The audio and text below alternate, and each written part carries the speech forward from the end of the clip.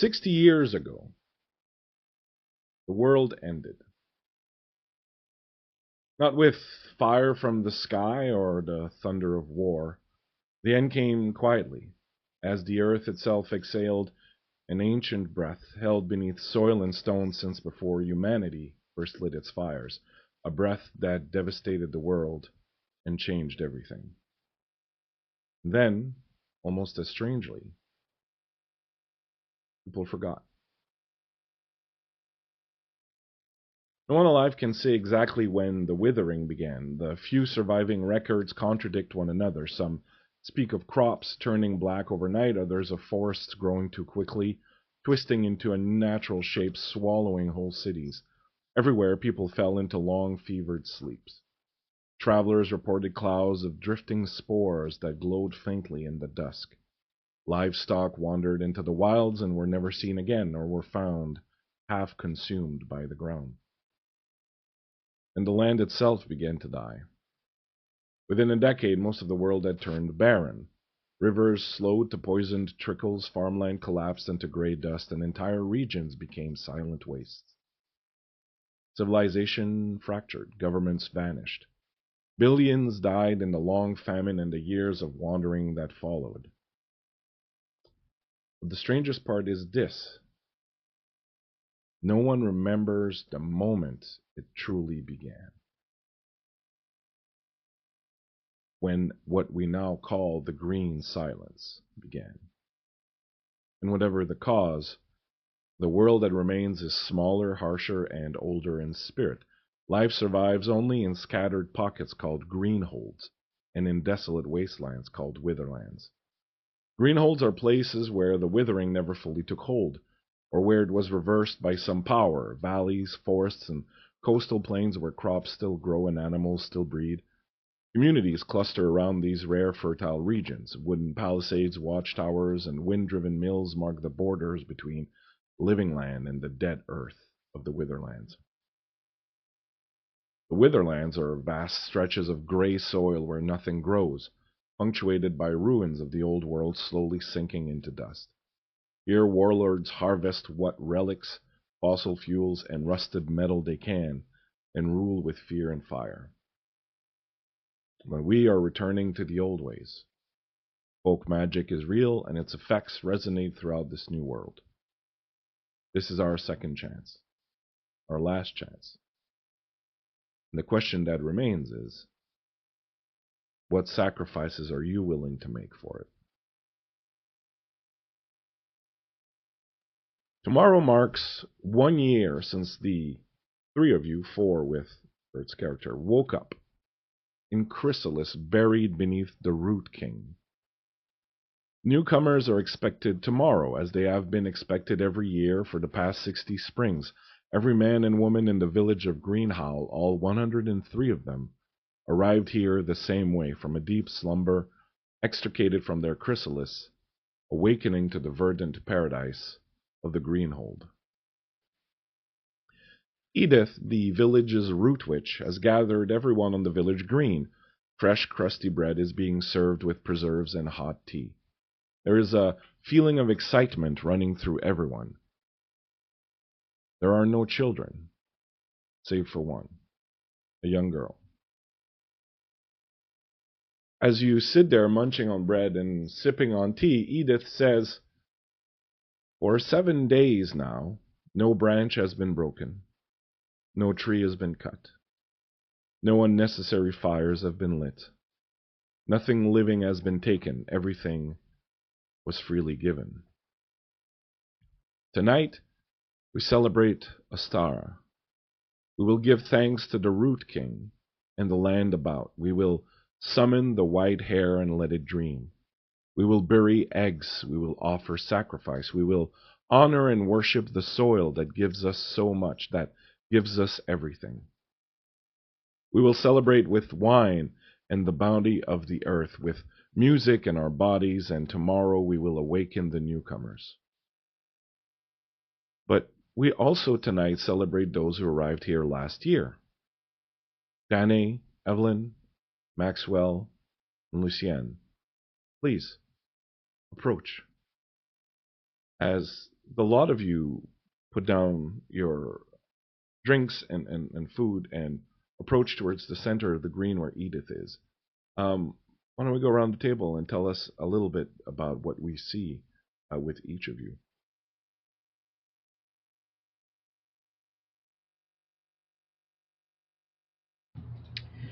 DANAI is a average-sized, medium-height, brown-skinned woman who looks to be in her late 20s, early 30s, depending on when you catch her after rest.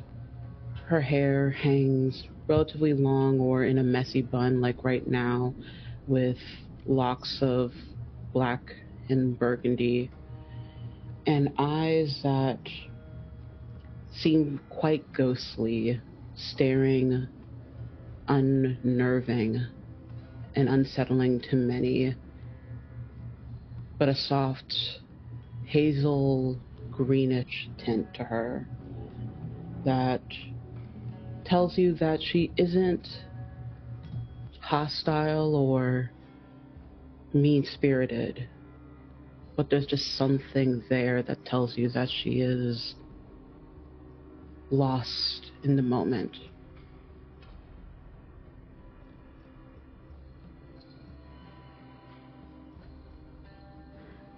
Right, so right next to her would be Grey or Grayson or Greystone, who is a petite young woman with ginger hair and freckles.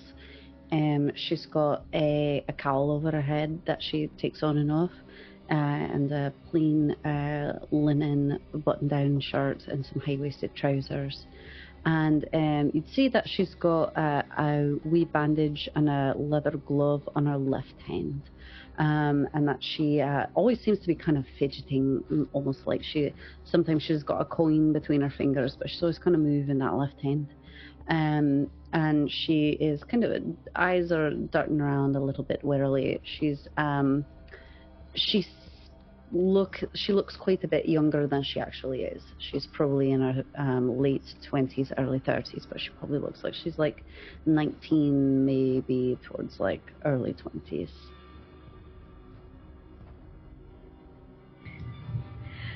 Lucienne is also in her late 20s, early 30s. It's hard to keep track of these days. I don't think she puts much stock in it anymore. It's not like we have birthdays to celebrate, anyway. Like her companions, her hair is quite long. It's brown, and when it's not in a braid, it's quite wavy. Reaches all the way down to her lower back. She seems quite calm and put together at being called up. Very comfortable. Her eyes, unlike her companions, are focused and discerning. But she's smiling. It might not reach her eyes completely, but she is smiling. Seems perfectly pleasant and happy to do as she is told.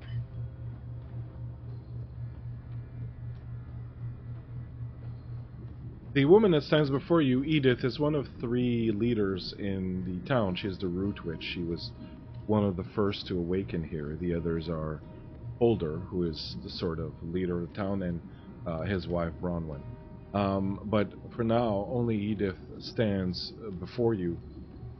She welcomes the 4 of you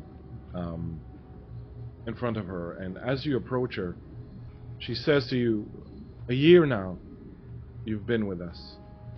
Have carved out places for yourselves in our community, become an indelible part of it. We are glad for your coming and celebrate your first year and your first feast of Ostara. You will each have a special task tonight. One of you will be the white hare, one of you the antler bearer, and one of you will be the vigil. Come now, approach the Root King, shall decide. And from beneath her long coat, she draws a small leather bag and opens it, and you can hear the wooden chips inside clacking against once another. And she opens it and she reaches inside and grabs a handful of them, and then approaches her hand to each of you, and you know you're expected to breathe on her hand, and each of you does this in turn, and she then tosses the wooden chips and the runes, and they land on the ground, and she looks down. Ah. Evelyn, she says, using your name that you don't like. Evelyn, you will be our white hare. DANAI, you'll be the antler bearer, and Lucien, you'll be our vigil.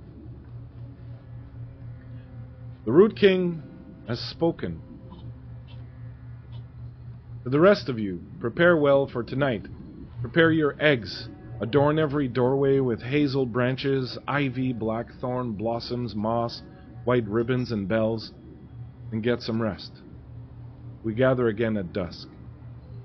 And as for you, he points to your lot, come with me.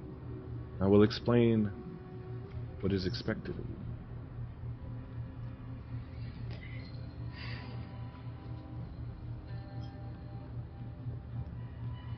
The people applaud and cheer and gather around you and, congratulate you and tell you how happy they are that you are here. Some of them exchanging pleasantries, some of them reminding you of instances where you had interesting little encounters with each of them. And everyone is very friendly and very supportive, and they kind of all, pat you on the back, and many of them bring you little flowers or other little trinkets like this. And eventually everyone kind of scatters and goes off to their homes to prepare themselves for the evening. And you are left with Edith, who motions for you to follow her. How are you feeling? A year in now. The first real anniversary, I guess, that any of you have had. Do you feel like you finally made a home here? It's quite the production, isn't it? Quite frankly, I don't feel very comfortable with these eyes on me. But right, yeah, it's been a year, hasn't it? A year of whispers, a year of silent thoughts and glances, an endless slumber, but yet a year. I suppose it's been pleasant, but how do we know if this is home yet? Who really does know? Well, it's better than being anywhere else, and I'll take that by a mile.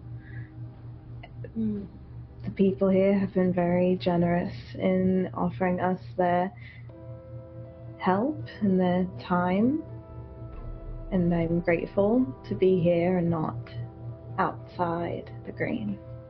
So, if home is simply where you lay your head down, or if it is what you make for yourself, then this is home enough. I'm glad to hear these things. I think that tonight will be important for several reasons, but perhaps most important is that you will finally see what we do to keep this place the way it is. We are lucky to have been given this second chance to start anew here, this community, these people in this paradise, but there are costs to it, there are sacrifices to be made, and tonight is one of them. You will finally get, I think, a good sense of what is expected of everyone who lives in this community, so that we may continue to thrive and continue to see it grow. I'm sure you've noticed, or someone has pointed out, how the Greenhold grows. Every year it grows a little wider. eating up the vastness around it. There are other Greenholds around the island, and it's as if each of them is reaching for the other, extending a hand across the withered landscape. And, well, the more we play our part, the better a chance we have of seeing this world return to a place that we can all live freely in, as opposed to being hemmed into our little villages like this. And part of that, as I said, is tonight. Evelyn, the white hair is a demanding but most sacred duty. You will not get to partake of the celebrations tonight. You will be painted white with white clay, your hair dusted with ash. You will sit at the foot of the Root King and remain there in silence. You may only speak when addressed directly. Tonight you will sleep under the Root King's branches, and there you will share a dream with the Root King. This dream will show you what awaits us in the coming year. In the morning you'll be awoken, washed, and fed. You will relate your dream to us, and then we will awake the newcomer.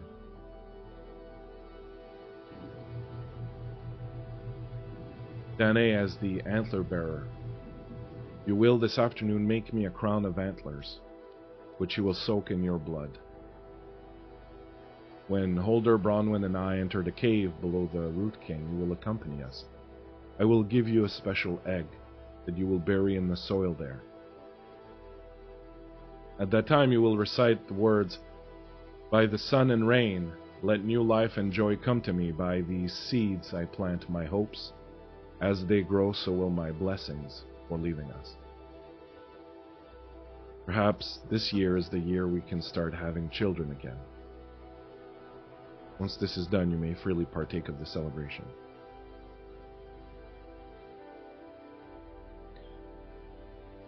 The vigil, Lucienne. As the vigil, once we begin, all lights and fires must be extinguished in the village. This will be your task. Only the great bonfire can remain lit, and it must remain lit until dawn so the white hair can find his way back from the land of dreams. This is your duty. You will be tested. Remember this. Nothing is more important than your duty.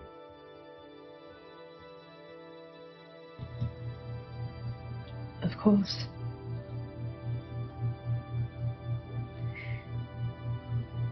Gray, you're so lucky you get to sleep. I wish I had such a task. Right. Sleeping. Nice. DANAI, you have your task set before you for this afternoon. The others, we will meet again slightly before dusk to prepare Evelyn. Until then, you are free to do whatever you wish. You may get some rest, you may decorate your homes, you may prepare however best you see fit for this evening. Do you have any questions?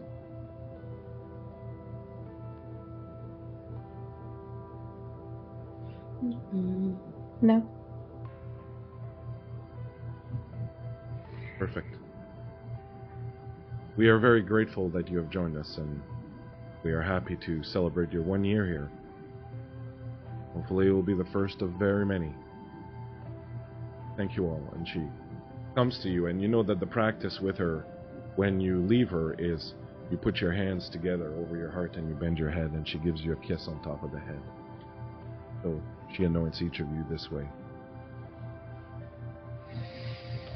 And then she leaves, returns to her little home on the island in the lake, and the three of you are left standing there alone in the middle of the green. You can see all around you the people of the village are busy decorating their doorways.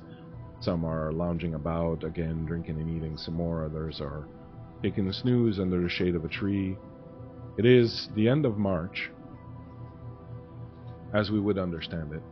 The weather is cool, but the sun is out, and it is a beautiful, beautiful green place as always. The village that you live in is a remnant,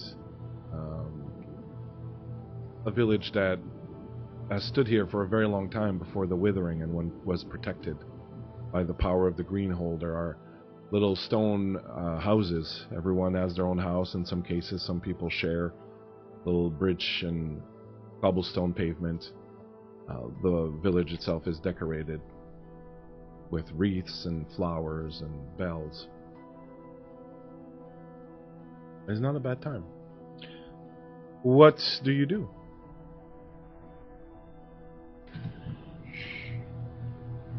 I think that DANAI is going to lean over to Gray and just...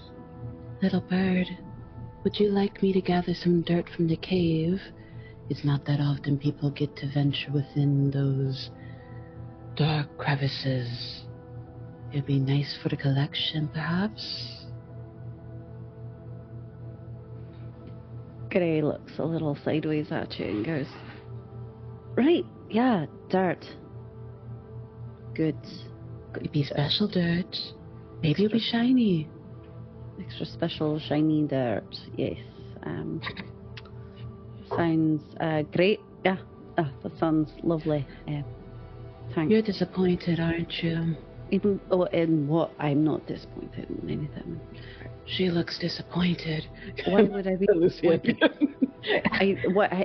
nothing that I did that.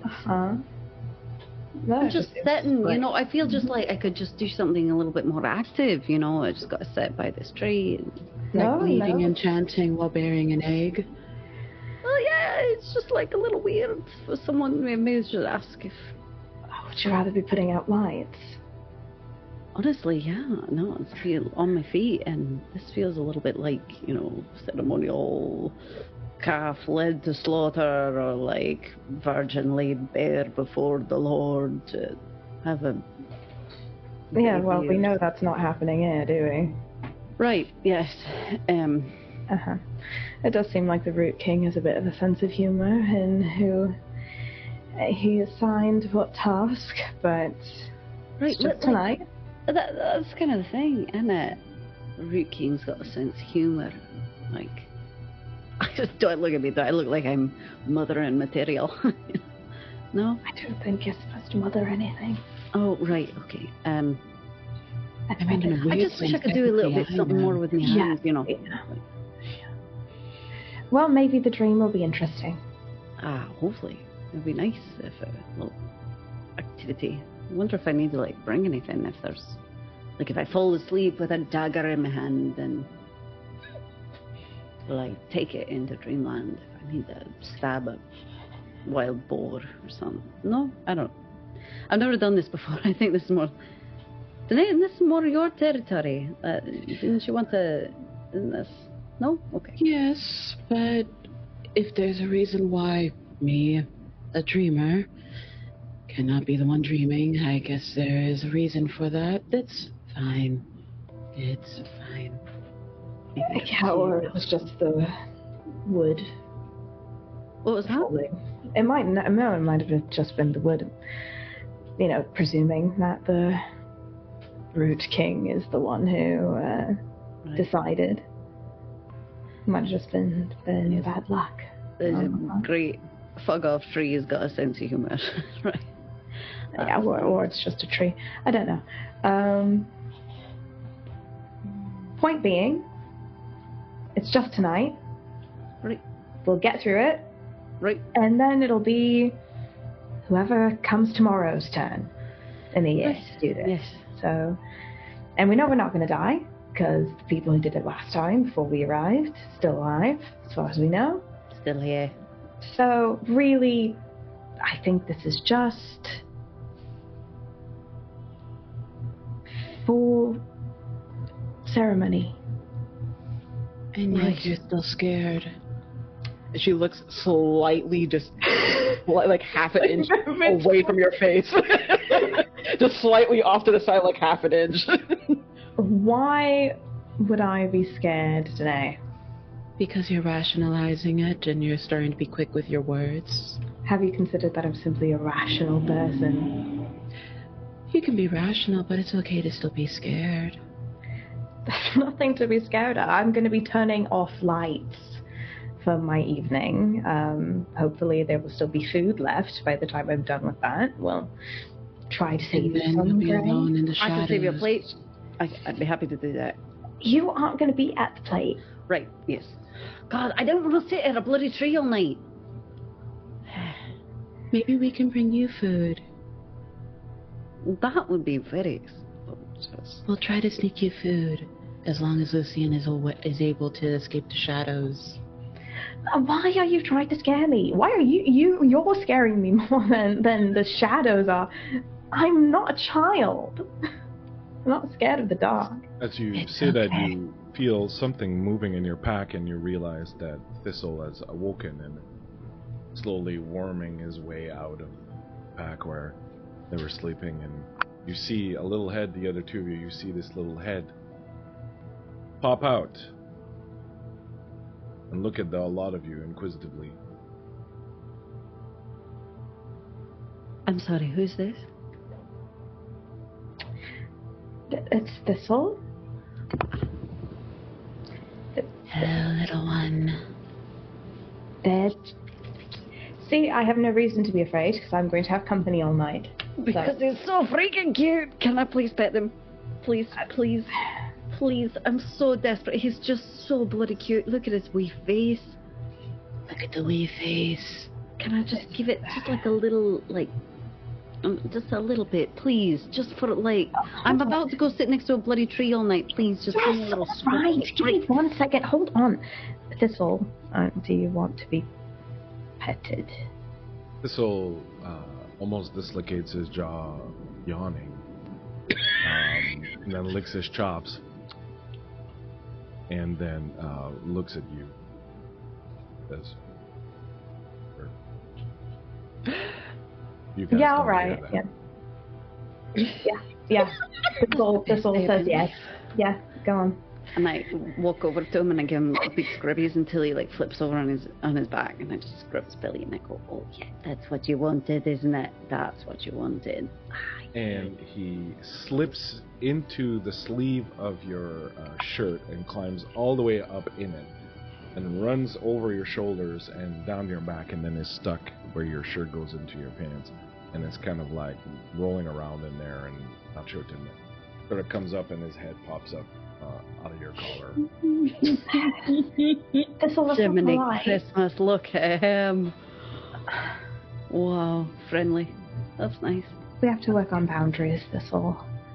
Wait, I'll just, I like that his name is Thistle. That's nice. I'll hand it to you then. It's the name he came with. So, there he is. Anyway, you, DANAI, have a job to do. And Gray, I'm assuming you want to get some of your energy out before you have to sit at the base of the big tree the whole night. If there's any food to be gotten, I think it's to be gotten now. Yeah, Oh. true. Last one to the buffet is a rotten egg, and I sprint off. I'm Have not fun. lying. So, what is everyone doing then for the next little while, as you have a few hours to kill before things begin in earnest?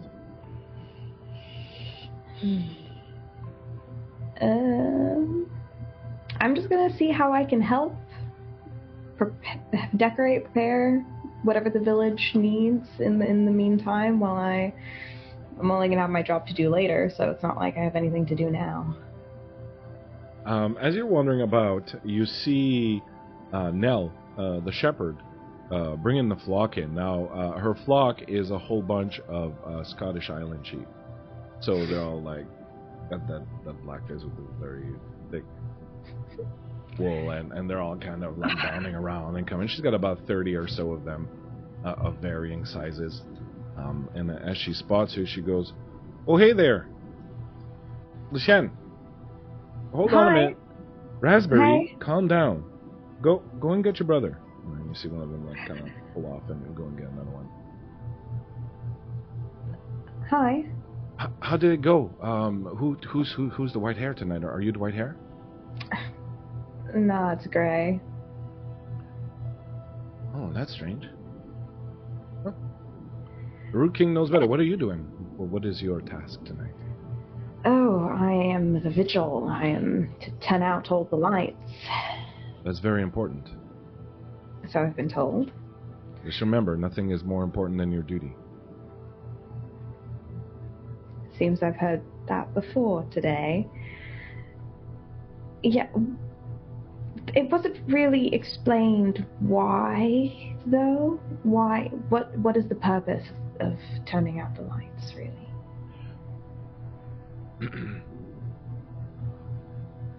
From what I understand, and it's admittedly not as much as Edith would, for example, you see a cat bounding around. Instead of a sheepdog, she's got a sheep cat. Named Mittens, and it's just running around, kind of herding the sheep. And she says, from what I do understand, is that it is very difficult for the white hair to find their way back from the Root King's dream, and this bonfire being the beacon is what allows them to come back. And so it's very important that they don't mistake another light for that one, or they might go to the wrong place. That wouldn't be ideal. And Grey is already so bad with directions, so that would be unfortunate. Best not to give them too many options. Right. I'm sure you'll do a great job. It's pretty easy. Yeah, it doesn't seem to be nearly as difficult as, well, emotionally difficult as sitting at the base of the tree all night and then the antlers doused in blood. Oh yes, I remember. That's what I had to do. I was the antler bearer. Doesn't take that much blood. Just a little cut usually gets the job done. You have to be careful though, because as the Vigil, you are the only line of defense that we have tonight, and every year whoever is Vigil is tested. So I would expect the same. Tested how exactly? That also wasn't really... It depends. Depends on the person, depends on the year. But I'm sure you'll be absolutely fine. Has anyone failed the test? Not terribly, I assume, since we're all still here. Right. Thank you. Did you need help with anything? No, that's all right. Just gonna bring this bunch of unruly children to the barn and get them stowed away nice and safe for tonight. Oh, I found this though. And she reaches into her bag and she pulls out this small little crooked branch. She's like, "Here, for you." It's a branch. Yes. It was. Don't worry, I didn't break it off of anything or cut it off of anything. I found it, which is why I knew it was special. It was waiting there for me just before I saw you on the ground, and so I assume I meant to bring it to you.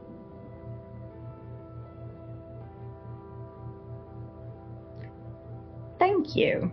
I will put it somewhere safe, I suppose. I know you don't make a point to talk a lot, but you know that if ever you need to, I'm always very happy to lend an ear and be a source of counsel if you need. Of course. If there were anything I felt I needed counseling on, I would have sure to bring it up. I'm perfectly fine. Look at where we are. Perfect. Excellent. I'll make sure to save some wool to make you a nice pair of socks for the coming winter. Well, not coming because we're in March, but for next winter. That I would appreciate. This past winter was a bit chilly. Absolutely. She looks around and she's like, "Oh, tell you what. I'll make it with the wool off of bucket right there." And you see one of the sheep just kind of arch an eyebrow in your direction. He's got the warmest wool. Well, that's a great honor. Then I will work hard to make sure that I deserve it. He says he's very proud to be the one chosen to help keep you warm.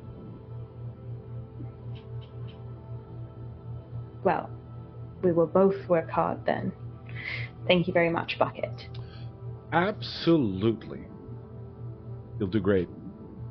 All right. Let's go, gang. Have a good day.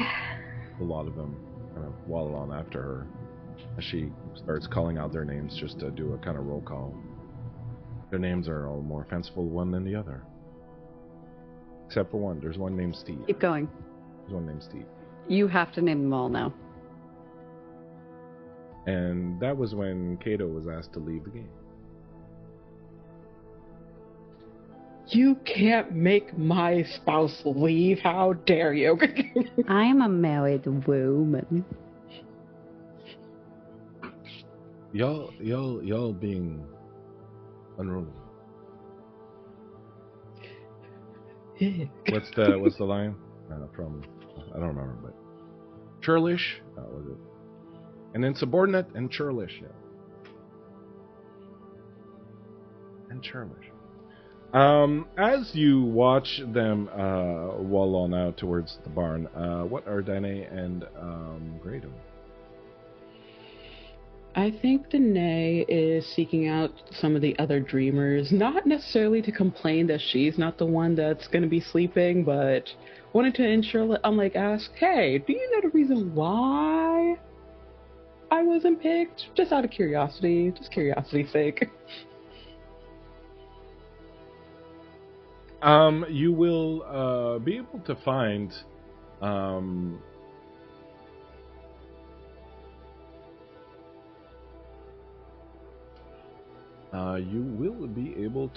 at some point. I will find.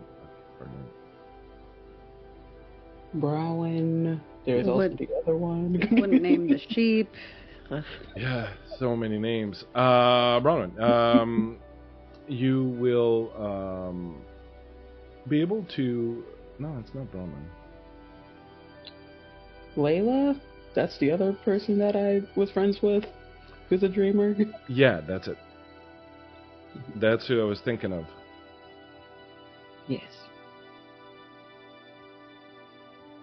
I am going to find.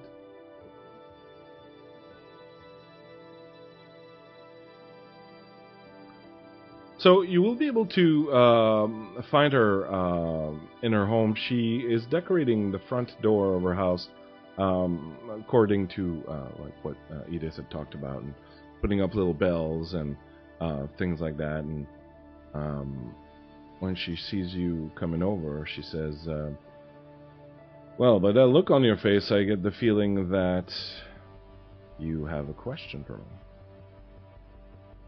I do, but just real quick. The bells over there should be moved 2 inches to the left. The foxes that you dreamed about last night seem very curious about that spot. Well, she starts moving them over. Thank you. You're welcome. Gray was picked to be the white-haired one. Yes. Why? Is it something where the dreamers can't do that, or can we? Or what? I'm not jealous. I'm just curious.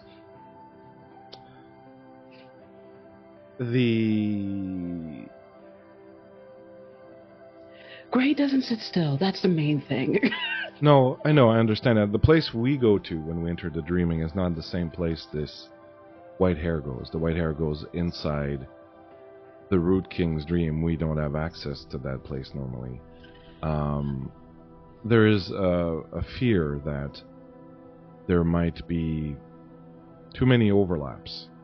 There's also a fear that the power and magnitude of the dream of one such as the Root King might reverberate too loudly in the dreaming and perhaps disturb the Lords of Slumber. It is sort of the equivalent to... We would be sort of like a voice amplifier in a place where only whispers are needed. Oh, thank goodness. I was thinking that was probably the case, but who knows with ceremony and traditions. But that is good to know. How are you doing? I'm fine. I quite enjoyed this. This is probably my favorite festival of all the ones we celebrate. And I look forward to meeting the new people tomorrow. I must confess that the dreams I've been having of late have not been very comforting. But... How so?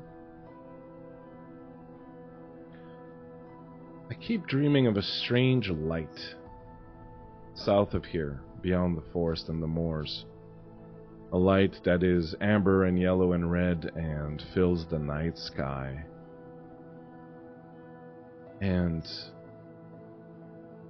I don't really have an explanation for what it is. I simply, in most of my dreams, where my cat is meowing her head off, stand atop a hill near the Root King, looking out to the south and seeing this glow. It's not fire. It's, I want to say, technological. Why it's somewhat disturbing. How long have these dreams persist? I think that it's normal with all the emotions and everything that's going on around a festival like this, and with the newcomers about to come and all that, that we all feel a little bit on edge. I certainly don't feel inordinately alarmed. More, I find it strange. It's different. It is. What have your dreams been like?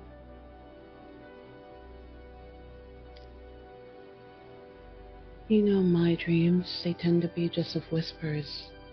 If I'm not wandering and I'm stagnant, echoes, vibrant colors that seem to give the emotion of what those echoes mean, but they're echoes of voices I can't quite comprehend.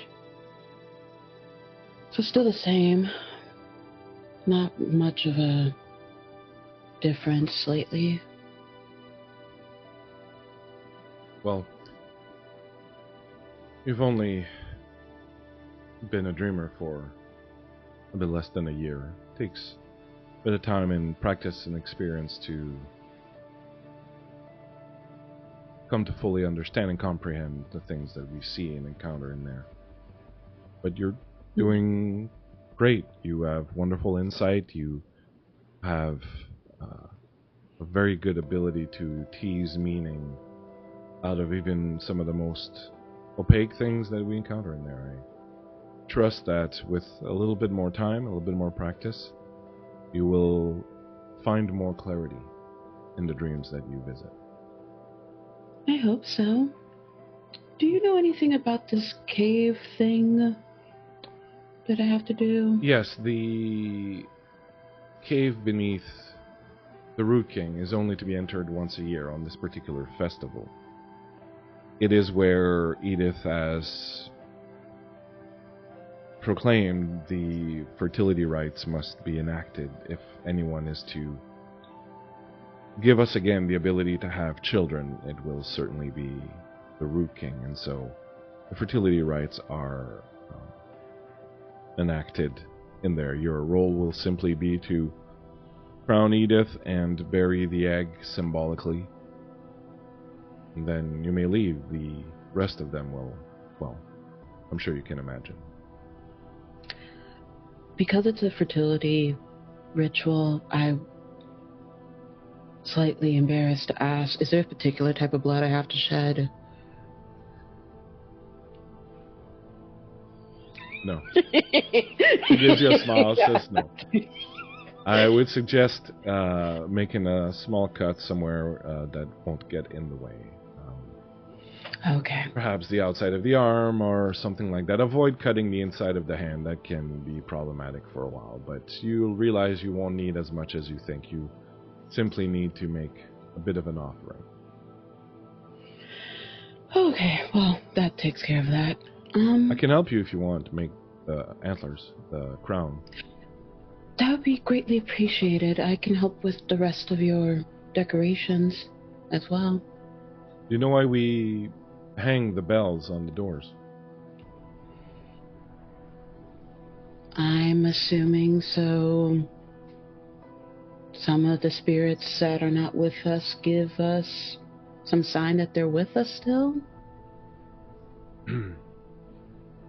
The events tonight, once the real madness of the feast takes hold.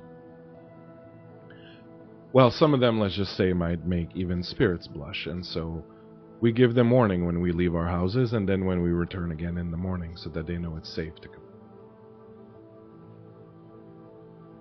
I like that. Makes sense. Come. Let's get these things organized.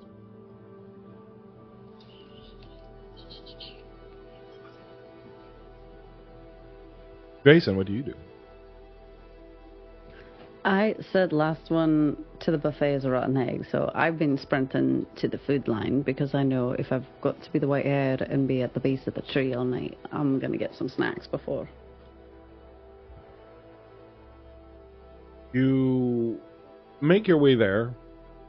No problem. There's a table that's been laid out with a nice spread, some cheese, a lot of cheese, many cheese.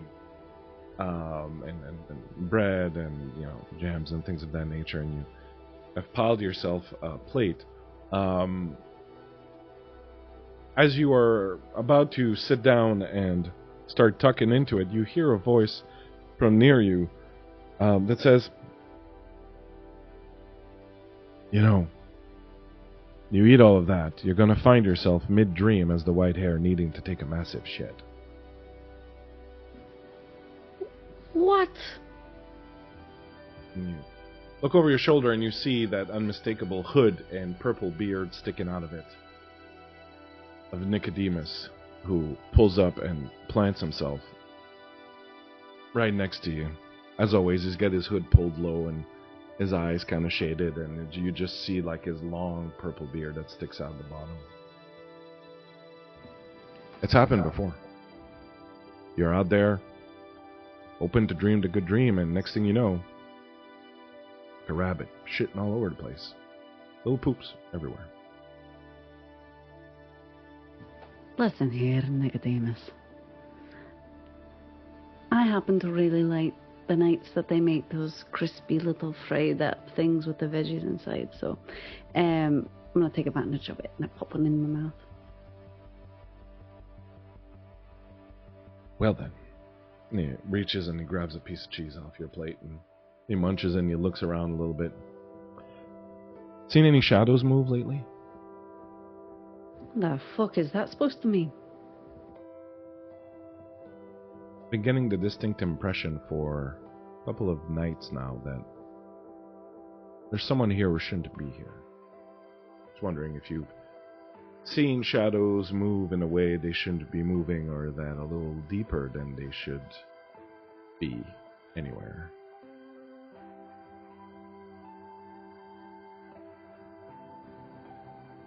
I can't say that I have experienced much of that. But I'll keep my eyes out, eh? Yeah, and keep a knife on you. I mean, you kind of have to be mostly naked for the white hair thing, but you should be able to tuck away something. Tuck it on up where? I mean, you could even go up and hide it near the tree. Right. She pauses for a second and goes, ah, yeah, that's smart. Right.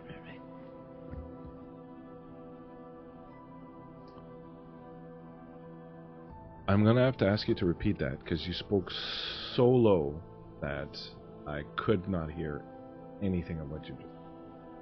I think that she has a moment where she says, "Oh, right, yeah, that's actually really smart," and then just thinks about like tucking it into a knot somewhere, and then is thinking back a wee bit about the story about the stranger who had been permitted to come into the Greenhold, and the chaos that ensued was before my time. But I turn and look at Nicodemus and say, "Are you worried that we might have another scarlet plague or something on our hands? Someone wandering about who shouldn't be here?" Well, fortunately, we've learned our lesson. We know better than to open the gate at night. Unless someone fucks up. We'll be fine.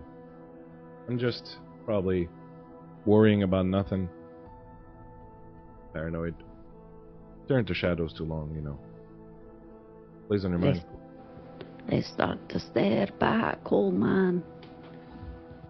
Something like that. The only problem is that here shadows are actually really dangerous, so just, you know. Right, yes. Be on your toes. Thanks for the advice. Now, if you would please stop eating all of my cheese, I would very much appreciate it. I'm going to go sit over here on this stump and contemplate existence while staring into the fire. And you do that, and you realize that somehow he managed to filch 2 more of your cheeses without you realizing, as he huddles away, walks away, his shoulders sort of moving as he's chuckling a little bit. That son of a bitch. Crows, man. You spend the rest of the afternoon taking care of your business and doing what you need to do to prepare. I'm going to ask Tot to give me an empathy plus insight roll. So, wow. Looking at your character sheet, first roll, looking at your character sheet, you have a D8 for empathy and a D6 for insight. Yeah. So you can roll that. You do have a couple of D6 of karma kicking on. If you want to spend those, you don't have to. I'm just... Yeah, but why not, you know? Why not spend them? Is this my D8? Okay. So, what you need is 1/6 out of either of those to succeed.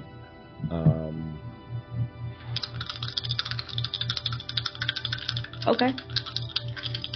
Sure.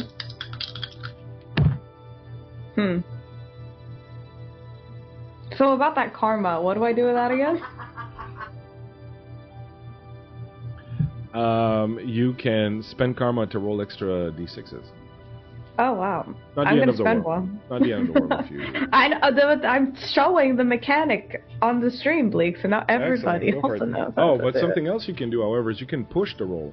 Now, if you push the roll, what you're going to do is you're going to get to make the roll again. You're going to re-roll the roll, but you're going to get, because it's empathy, you're going to get a condition which is hopeless. You're going to tick that off, and that's going to last for a little bit. But probably not tonight. That feels like a bad thing for me to take. The night of the thing. So I'm just gonna use a we karma. have a ceremony to do. So I'm just gonna roll. I'm just gonna use a karma, and I'm just gonna roll an extra d6. Okay.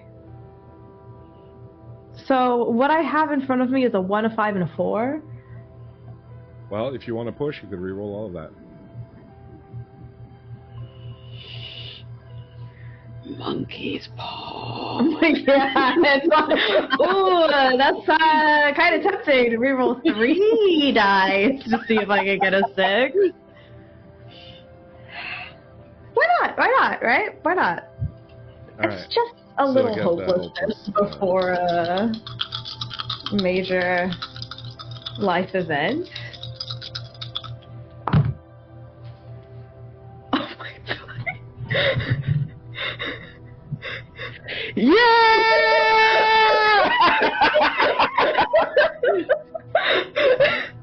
I love this for you. I love this for us. You were due. As you are getting ready, you are It's near dusk. People have started to move towards the Root King. Most of the people you can see have put out their lights and the fires and such. But you're kind of just walking through the village, looking for any candles or anything that have been left behind. And you find a couple, and people have left their doors unlocked so that you can get easy access. And so you've gone through and you have extinguished a couple of lights.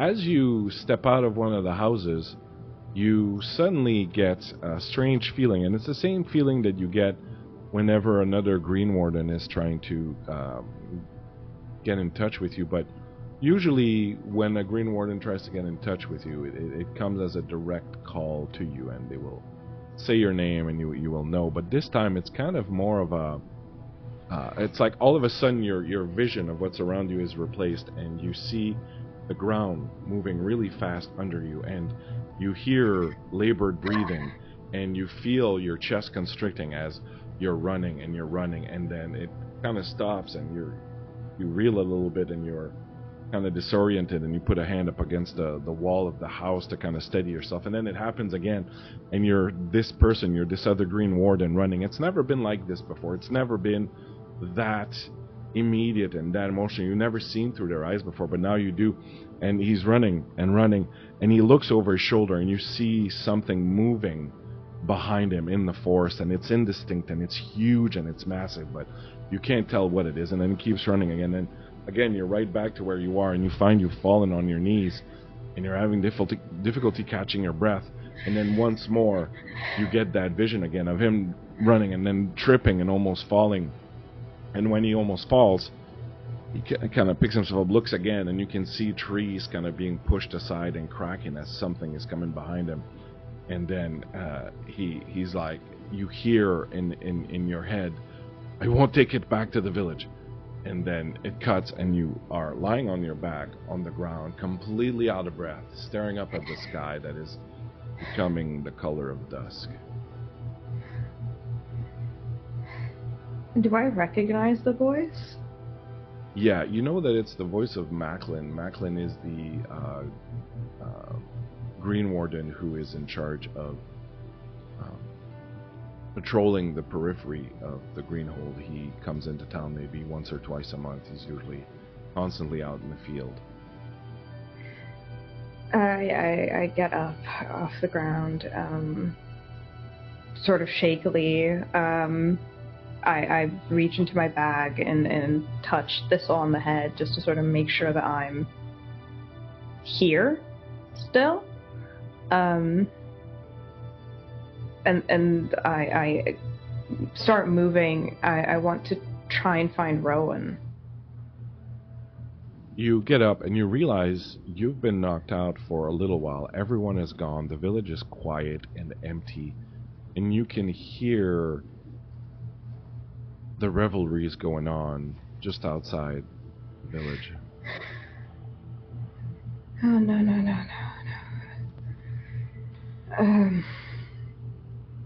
God damn it. I'm gonna... Is it like about that time where I meant to be turning lights off?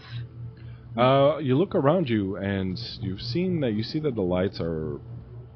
There's really nothing in the village. Okay. You just see the bonfire, like the flare, the glare of the bonfire further ahead near the tree. I'm gonna do sort of one more sweep with my eyes. Any light.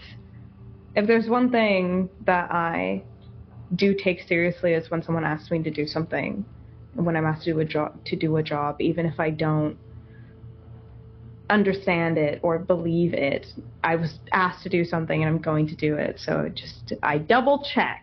You double check, and it looks like you did a great job, and just as you're about to turn to leave, you notice one little flickering light in one of the houses further back into the village near the gate. Probably a candle. It might have been at an angle that you didn't see it the first time you walked by, and you just see the tiniest of flickering lights. I run to there to put it out quickly before I go to the revelry. You run to there, put it out quickly. Eva, you have gathered with the others. You have spent some time this afternoon making this crown with these antlers and these branches and these berries and all that around it. And you are carrying it with you, and you're moving along with everyone as they're moving up towards the tree. And as always, when you see the Root King, your breath is taken away from you. This tree is bigger than you ever might have imagined a tree could be. It is gigantic. It reaches up into the sky so far that to climb it would be a monumental task. Its base would take most of an hour to kind of walk around. It is this major, massive tree. And people have gathered around it, and you are following in the steps as people are chanting along the way. The procession began in the village. There are musicians. They carry old traditional instruments, frame drums, bone whistles, fiddles that have been repaired 100 times, and the rhythm of the music is slow. It's almost like a heartbeat.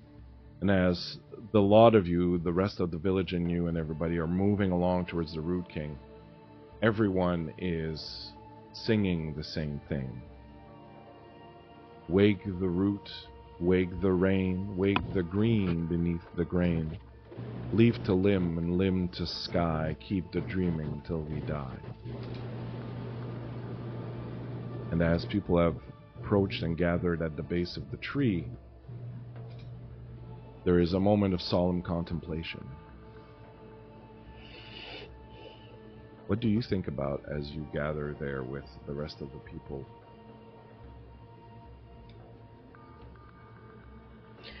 I don't think she's really thinking of much. I think she's looking at those whispers of reflections from the sleep the night before on everyone. It is a feeling of, what did people dream about before such a important event? Do these blips of thought, of consciousness, give way to that feeling of joy, stress, anticipation? Did anyone else have those colors that Layla had? Those colors of passion and joy, but maybe also paranoia.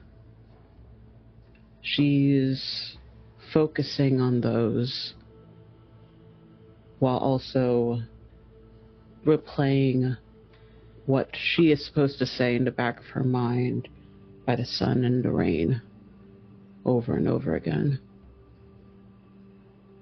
You look up towards the tree and you see there Grayson. Grayson, earlier today, Edith came to get you, and with Bronwyn's help and a few of the other women, they took you into a special hut on the edge of the village. There you were asked to mostly strip down to your undergarments. You were washed, and then this white clay was applied to your body, and it's kind of stiffened now, but not so much that you can't move or that it breaks. You have are wearing a hat that has branches that stick out kind of like a rabbit, and ash has been powdered into your hair. And you were brought to the tree just before the procession began, and as you sit there under the eaves of the tree, you watch this sinuous procession group of people chanting, playing music, approaching the tree, and you are way up where the massive roots of the tree create these little swells. And you sit there on your own, staring down at this group of people. What is going through your mind as you watch all of this happen?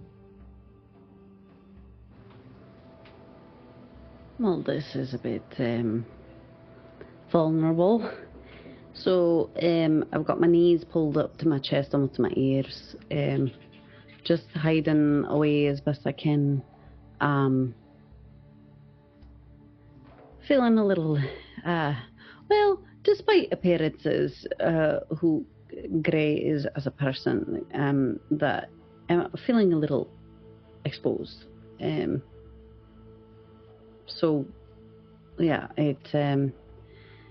the ritual of it all, I'm superstitious, but I'm not a fucking, I don't believe in any of it. But I do, because that's what you do. But I don't believe in it, and to be selected to do this is uncomfortable. You yawn and you find your eyes half closing as slumber already seems to be washing over you as you watch below Edith calling for the antler bearer to come.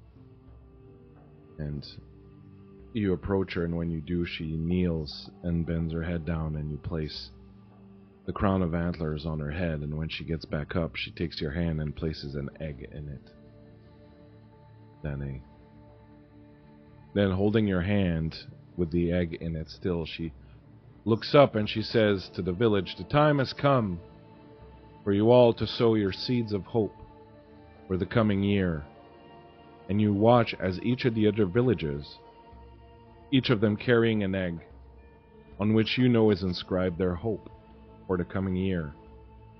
They each, all of them, move closer to the tree and start digging with their bare hands into the soil and bury their eggs at the root of the tree. And as they do, they sing a prayer to Ostara as they do so. "Bright lady, fertile one, springtime's love, we hail the goddess of the waking earth that readies itself for the seed. As the snow melts and the days grow longer, I pray for fertility in my life and in my hands. May your vibrant bounty bring forth new beginnings. Bless me with the power to bloom, to grow, and to create." And Edith answers them, "As you know, we have no children, save for Rebecca. Every year we pray that we may begin to repopulate this paradise." She looks down at you. "Egg bearer, come with us now. We will enter the sacred hollow of the Root King and there enact the final ritual of fertility. It is time for all of you to light the bonfire and begin the feast. Enjoy the night. Eat, drink, fuck until the dawn. Let us make this ground fertile once more."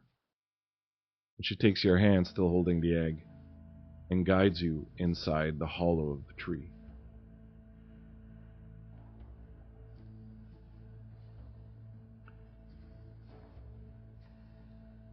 Lucien, you reach the house. See this candle burning almost halfway down on a kitchen table. Open the door, walk in, extinguish it. And that's when you hear it.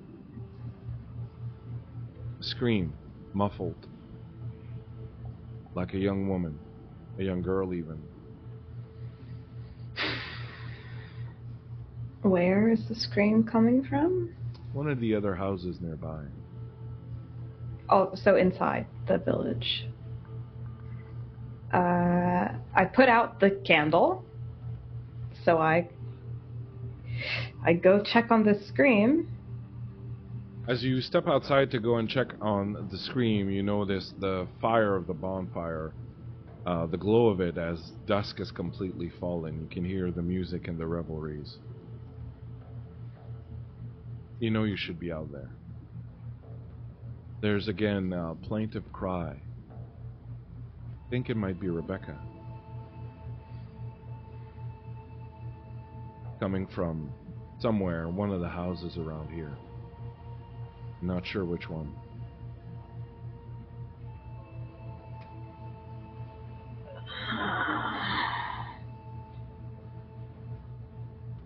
I'm going to, with my Green Warden ability as I start looking into these houses to try and find the scream. I'm going to try and call Rowan.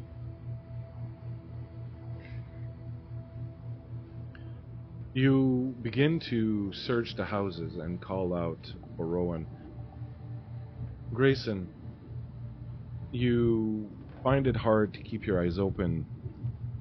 Edith and Holder and Bronwyn and DANAI have gone in the hollow of the tree. The rest of the village has moved towards the bonfire, which is raging. You can see everyone now partaking of food and of drink. You can smell the waft of the herbs that everyone is smoking, and there is this real sense of this, it's as if Dionysus is walking among the people tonight. You watch from where you sit, and you see these veritable bacchanal that is starting to erupt around the fire, with people losing all inhibition and just allowing themselves to do and feel whatever they want, and you are getting more and more tired. What do you do? I would be trying to calm the cats that are screaming around me and trying to scan the scene as much as possible and not write it off as chaos or anything like that. Just to see if there's anything that's standing out to me before I lie down. I just, as a person, I'm just wary of falling asleep very well naked in front of everybody. So that's what I'd be doing. You don't notice anything to wrong you. Are feeling really drowsy. As you prepare to lay down, you hear a wolf howl coming from the other side of the hill, and you look towards the moors. And off in the distance, to the south beyond the moors, you see a red amber glow in the sky. You hear the wolf howl once more, and your eyes close as you fall to the ground. Inside the tree, DANAI, you approach this hollowed space inside. There is a wooden throne that appears to have been carved or grown directly out of the tree itself. You know instinctively no one sits on that throne. It is for the Root King. As Holder and Bronwyn and Edith approach the area, and Edith begins lighting incense and saying prayers, and Bronwyn and Holder begin to strip and lay down on the pelts and the blankets that have been laid down there, Edith looks at you and points to a spot right in front of the throne. You understand that is where you're meant to bury your egg. What do you do? So far it hasn't been told to her to strip, but if it seems like that is what's going to happen, she will strip and proceed to her spot to bury. And what do you say as you bury it?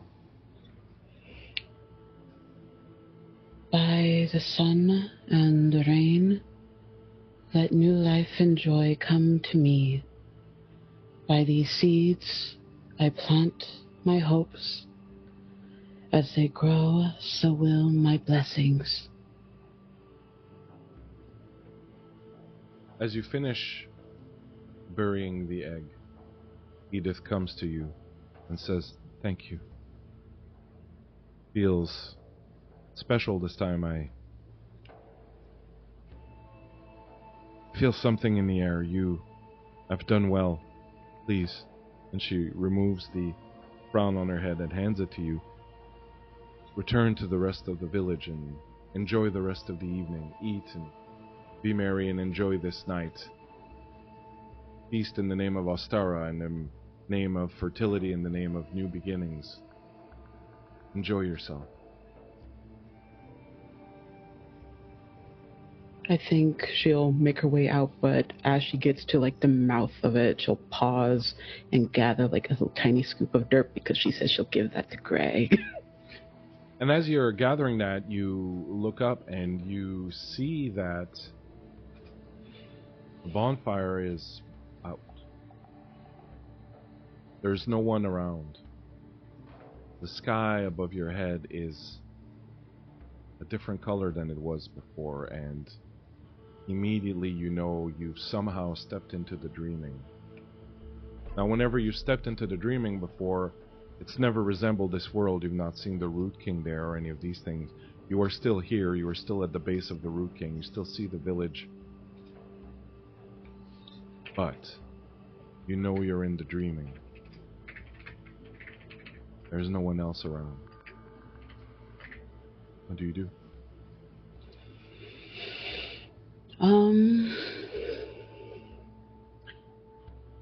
I think she'll get her bearings right now to see. She knows this is the dreaming, but this is not the norm for it. What can she feel? What can she taste? What can she see? Just going through the senses to see, besides just vision, what is also different. It feels... Let me put it this way. You are in a room that you recognize, but you know that it's not in the same house that you usually find this room in. Mm-hmm. You look around, and up on top of the hill near the tree, you see a figure standing. A figure that looks like a rabbit standing on two legs, standing up, one ear bent, the other one standing straight up and looking past the tree, and you can see sky on the other side of the hill is this reddish amber glow, and the figure of the rabbit, the hare at the top of the hill, is staring at it.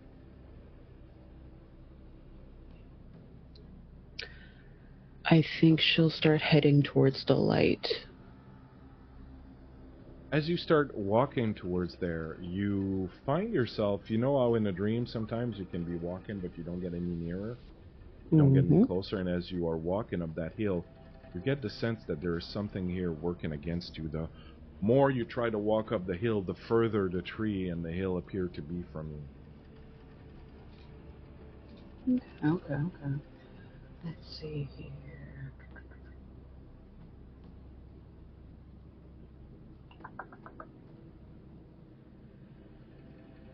I think...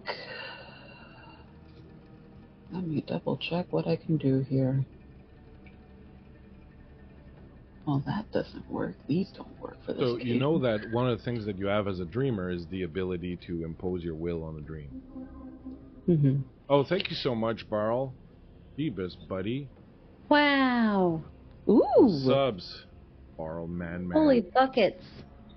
Buckets, that's one of the... Thanks, Barl, man. Appreciate it, bro. You know that you can impose your will. If you want, you can make a roll with your key skill, which is your eneric resonance and your empathy. So it would be a D12 and a D10 to try and impose your will on your immediate surroundings in the dream. Let's do that. Where's my D12? I just had it. You can spend karma if you want to get extra D6s. It's up to you. No, actually, in your case, the advantage would be an extra D10 since it's smaller die. And I have to get a 6? Yep. Sure, let's spend it. My partner just gifted us some more. Where's that D10? Thanks, Sean. Merci, chef. Merci beaucoup. Are you fucking serious? I got straight 7s. That's great. That's excellent. So you have 3 of them, I take it? Yeah. That's I okay. have 3 7s. No, but that's great. Like, you need 6 or above, so Okay, cool. So yeah. Kato, you have to with get 3 straight successes, now. yeah. So with 3 successes, you can do 3 things. So what would you like to change about the dream around you, or what would you like to understand? So you have 3 successes, so you can either change something in the dream or you can ask me a question. Yeah, Raven, I did get angel numbered. I think she demands to know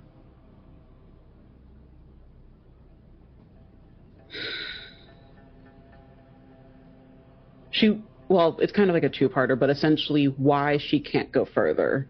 But the second part is technically what is stopping her.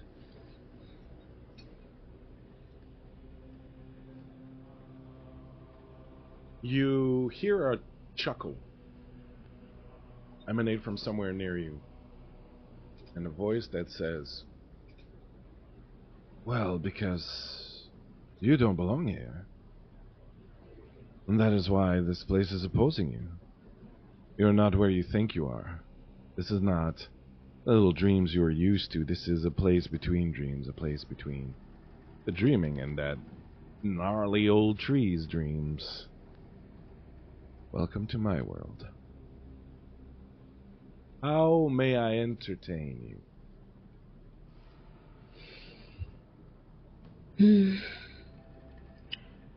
Well, I suppose I want to ensure that I don't cause any disrespect because I am where, as you said, tripping into places I should not be. Well, Is there a there's way to disrespect leave? right there. Is there a place on a way for me to leave?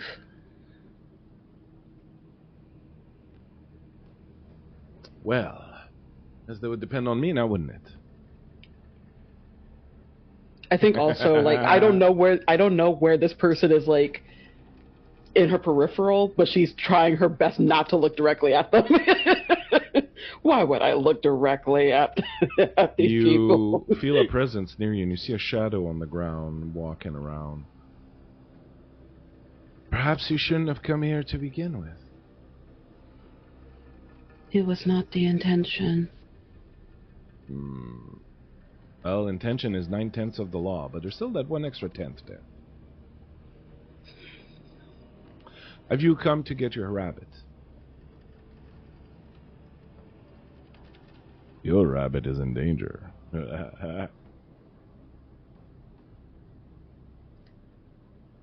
I would like to receive them if they are in danger. I don't wish for them to be in danger.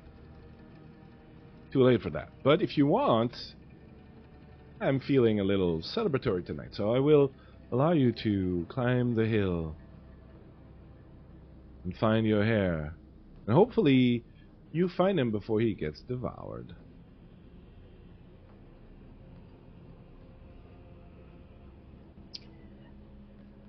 I think it's very quick, but it's kind of like a running start, but it's also weirdly a curtsy. It's like, thank you, but then also bolt. And as you run up the hill and that song plays in the background, you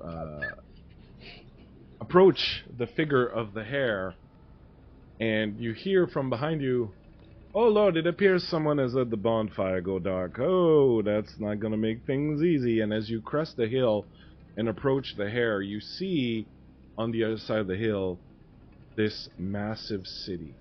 Tall buildings, spires, lights of red, amber, and yellow glowing into the night sky.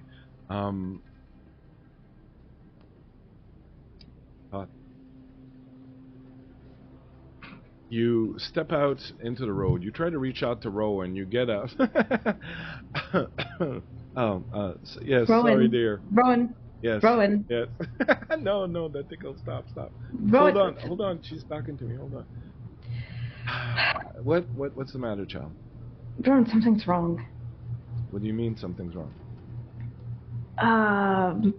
Tatiana's forgot his name, but Lucienne would have never forgotten his name. This scout out in the wild. Oh yeah. I've forgotten it too now. Starts with an M. Yeah. Macklin. Macklin's being chased by something in the woods. I saw it. Through. It's nothing. You're being tested. Just tend to your duty. My duty. Tend to your duty. That's all you have to do. Nothing is more important than your duty. You've been through this once before. You know what happens. Just tend to your duty. And if it's not a test?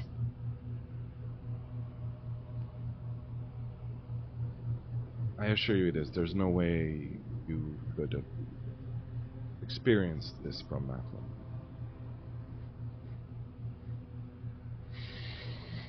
Okay. Do your duty. Fine. Go back to whatever you were doing. I don't want to know.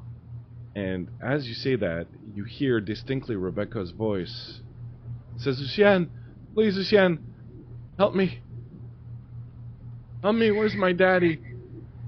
Where's my daddy? Help, please. Ah!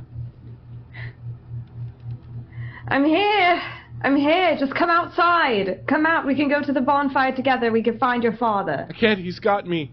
He's in the room. Who's got you? The Shadow Man. Thistle. Go. And I think Lucienne encourages Thistle to get out of her bag and go into this room to see. He gets out of your bag and then kind of runs halfway and then kind of stops and then looks at you and you can tell that he's afraid.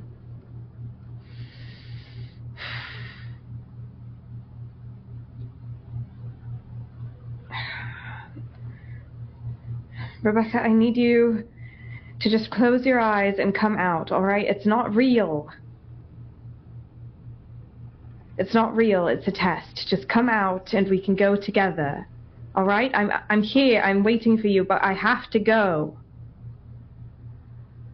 Up on the hill of Grayson, you are lying in blissful sleep.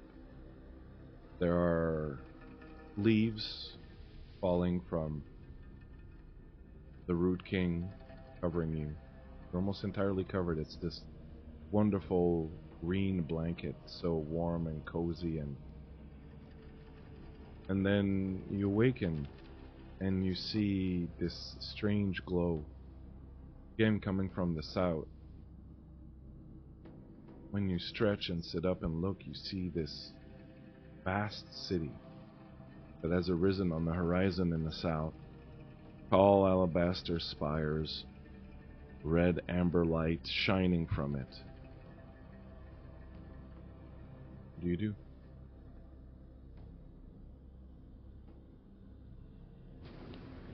I sit up and I just stare a little. Just get a sense of what's going on around me. I feel cozy. It's nice, despite the fact that I've got no trousers on anymore. I just feel strange. An odd little duck like me being chosen to be the white hair. So I'm probably thinking about that. Looking at the alabaster and the red of the sunset. And at the foot of the city, not too far from you, just down the hill where the moors begin, you see a figure detach itself from the background. It approaches on all fours, a massive wolf, and as it approaches towards you, it rises up on back legs. And you see the form of a massive humanoid wolf, with a wolf's head and claws and a tail, legs that bend back. His eyes glow red. And you're not sure how you hear, but you know it's him. He says, "Run, hare. Run." And then he starts bounding towards you, coming at full speed up the hill right towards you. What do you do? Jiminy Christmas! And I stagger up, and there's leaves flying everywhere, and I just, like, on all fours trying to get perches on the ground, and I just take off. Here's a question. From where the werewolf is coming towards you, you kind of have two options that are about the same as far as safe directions to run into. One is back towards the village. One is towards the city you see in the distance. What direction do you go? Oh, you know, I'm going to go ahead and make an internal roll for myself to decide what my character might do. Because I got an idea what I would do, but I'm heading towards the city. DANAI, as you approach, you're like 10 feet away from the rabbit. All of a sudden, it just breaks off into a run and starts running down the hill away from you. It's running down the hill towards the south, towards the city, as it just took off like a bat out of hell. What do you do?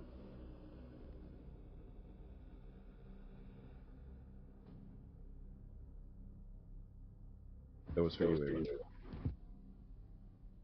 I feel like we're all really getting used to our names. Yes. Repeat that one more time for me, please. So sorry. As you crest the hill and are about maybe 10 feet away from the hare, suddenly it bolts off, starts running at full speed down the hill towards the city. You see out of the corner of your eye some strange feral form coming on all fours, running towards the hare. Okay. What do you do? I would like to cast one of my glamours, the Mothwing Slumber, to distract it. Or attempt to. You get to make a empathy and oneric resonance roll. Cool. Okay, so that. Okay. Can I also use a karma for this as well? Sure. Yes.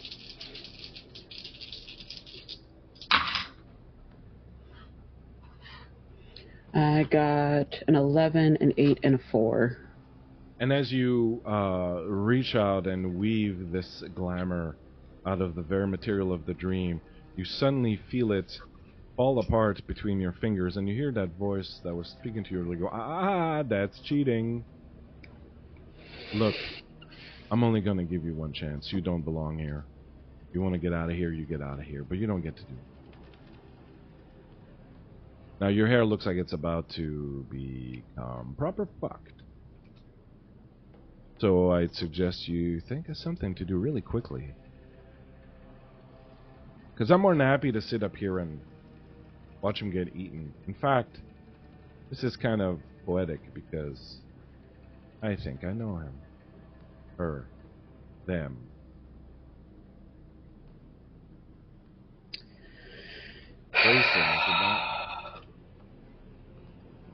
I'm ignoring you. This is Ava saying this out loud. DANAI knows to not be that disrespectful. Nope, even with her D6 and physique, she's just gonna... So you know that... Her agility's fine, so yeah, she's bolting. The way to drag someone out of a dream is through the use of a dream shard. If you had an anchor, you could use that, but you don't. So you would have to expend one of your dream shards and shatter it. Hopefully get a grip on Grayson and pull him with you through and out of the dream. Yeah, let's make an anchor. Let's make an anchor. I still have one more karma to use. Okay,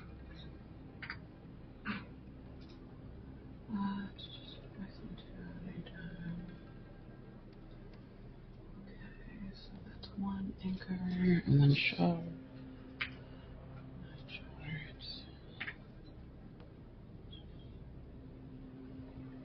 Okay. So let's try to get Grayson. That is... Oh, thank goodness. 12 and a 10. Excellent. You also get a chimeric resonance for the glamour, even though it didn't work, and you get one for using the shard to make the anchor, because their chimeric resonance goes up to 2. Cool. It's kind of like a bell ringing that only the Fae can hear.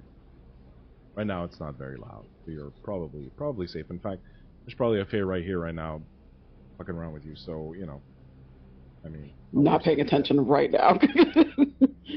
You create the shard, and you now just have to hopefully catch up to the hare.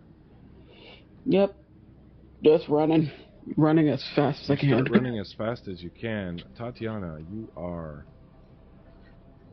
in the village. You try to get your little friend to go into the house, and he really doesn't want to. And you call out to Rebecca to close her eyes and come out, but you don't hear anything more from her.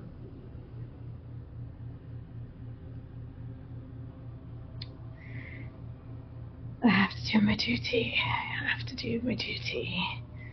It'll be fine. We're safe in here. It's fine. It's not real. He wouldn't have left his daughter alone anyway. I'm stupid. This is stupid. She's going to start going to the fire. She's going to start going to the bonfire. You start walking towards the bonfire. You feel something, again, reaching out to you. Someone, a green warden, trying to contact you. Is it him again? This time it's kind of like a gentle, polite knock. I open myself up to it as I walk. I can't afford to collapse again the way that I did before, but this feels less intrusive. There's a lot less of an urgency now. You don't feel the same intensity that you did earlier, and you hear Macklin's voice say, "Is the village all right?" Everything's fine. Are you certain? Macklin. Yes, I'm here. I'm walking to the bonfire now. I'm almost there. Something's bound to be off.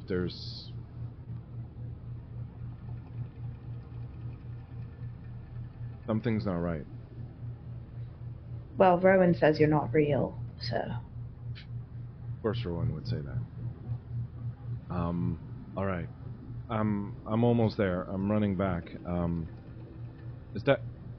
Wait a minute. Is that a... Oh, Jesus fucking Christ! And you, like, the connection disconnects. Macklin. You see the bonfire has gone out. It's quite late. You see a reddish glow in the sky far behind the Root King. What do you do? Like the sunrise?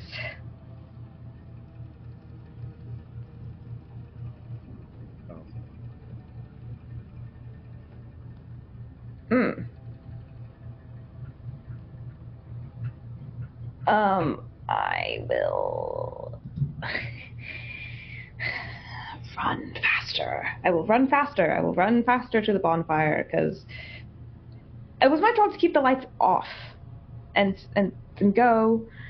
I did my job.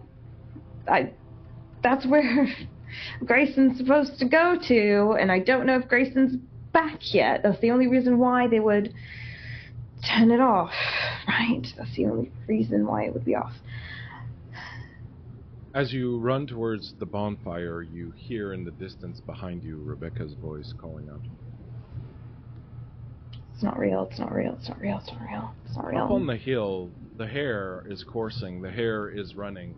You are making a beeline for that city. It doesn't seem to get closer. It always seems to be about as far as it was just a moment before. You don't seem to be getting closer or anything to it. And as you kind of are going and look over your shoulder to see if the wolf is on anywhere near you, you do see him, but closer to you, you see DANAI running towards you, full tilt, and it looks like the wolf is bright hot on her tail. Don't worry about it, don't worry about it, don't worry about it, don't worry about it. Do I keep running? That's the question, or do I stop? To me. Go to you. And I immediately start running, just like full pelt, all the way towards the night. Like, what in the fuck? This is the loudest you've ever heard her speak at all. It's like this moment of like complete lucidity from her, I feel like. You run back towards her, and just as you reach her, you see the wolf leap up towards the two of you, and DANAI wraps her arm around you and says, "This is just going to take a moment." And you feel as if you're being pulled apart, and then the two of you are on the ground next to the tree, and you open up your eyes, and you feel like, you know when you're in REM sleep and like you get woken up by the alarm clock, like how unsettling? That's what you feel right now. You're like, okay, what the fuck? And you like kind of both sit up, and you're both sitting in this pile of leaves next to the tree. Oh my god, what the fuck was that? There's a bloody big wolf out there. Are we alright? What's happening? That wasn't my dreaming. We were not in my dreaming. It was...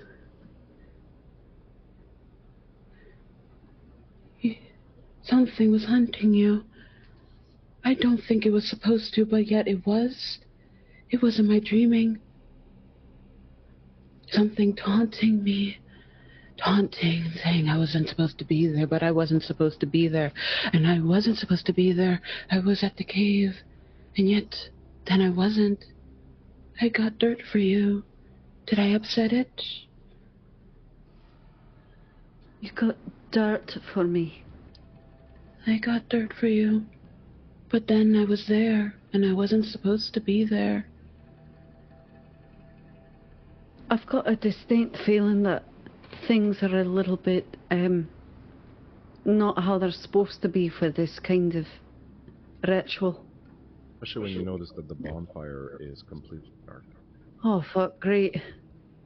The reds, the orange, the yellows, the flame, and yet no bonfire. Where is Lucienne? We must find her.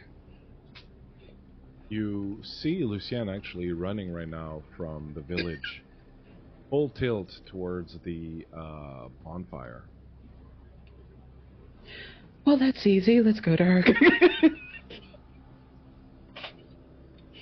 As you start heading down the hill towards her,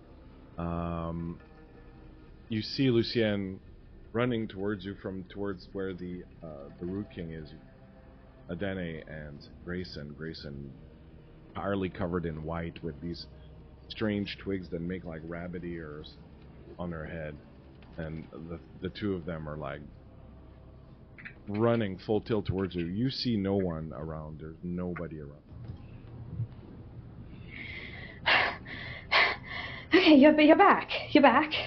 You fine? No. Well, yes, we're alive. But also no. Am I asleep? I just have to ask, am I asleep right now? Is this a dream? This is not a dream. You're naked. I don't know. This is not... Dreaming that, like, give me some trousers, would you? I don't... Hold on. Lucienne, like, quickly, like, unties, like, one of the scarves that's tied around her waist, and she's, like, chucks it at Grayson. The fire's out. I thought the fire was out because you were back. No, the fire was out when we were way up near the Root King. What do you mean we were up near the Root King? DANAI, what were you doing there? What? I did what I was supposed to, but then I entered into the dreaming, but not my dreaming. A different dreaming, the dreaming that Grayson was supposed to go into. And then there was a voice that taunted me, saying I wasn't supposed to be there. And then there was a wolf that chased after the hare. Grayson was the hare. And I did not...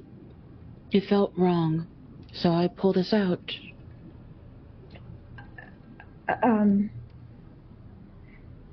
Okay. You look startled. Besides just what I said. I don't know what's happening. I don't know what's real. I turned off all the lights like I was supposed to, and there was I had all right, group huddle. So Green Wardens, we can talk to each other. Usually it's just talking, but it's in our minds.